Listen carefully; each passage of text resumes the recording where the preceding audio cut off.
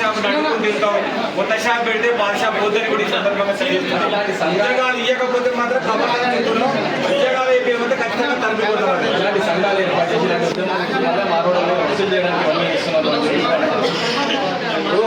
వాళ్ళు చాలా పెద్ద వాళ్ళు ఏమంటారంటే వాళ్ళు పిలిచినారు వాళ్ళు డబ్బులు సవడానికి సిద్ధంగా వాళ్ళు ప్రజలు సిద్ధంగా లేరు.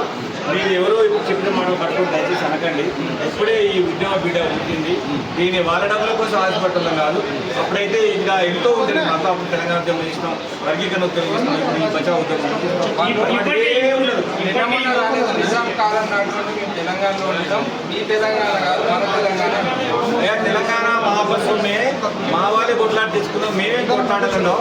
నిజాం కాలంలో వచ్చిన మీరు నిజాం వ్యతిరేక పోరాటం లేకుండా నిజాంకు తొత్తులుగా పనిచేసి ఆ సుల్తాన్ బజారు, ఆ టూర్ బజారు, ఆ బజార్ల గోషమాలు తీసుకొని బతికిరే తప్ప మీరు నిజాం తొత్తులుగా ఉన్నారు. ఆ నిజాం తొత్తులుగా ఉన్నటువంటి ఈ మారోడలకు బీజేపీ పార్టీ సపోర్ట్ చేయడానికి నేను చాలా సిగ్గుతో మాట్లాడాను. సనాతన ధర్మాన్ని కాపాడుతున్నారు, గౌరవిస్తున్నారు కాబట్టి మత కళలు లేపడం కోసమే ఇట్లాంటి సృష్టిస్తున్నారు. కొన్ని మూటాలు చేరి అని చెప్పి మాట్లాడుతున్నారు. ఇప్పుడు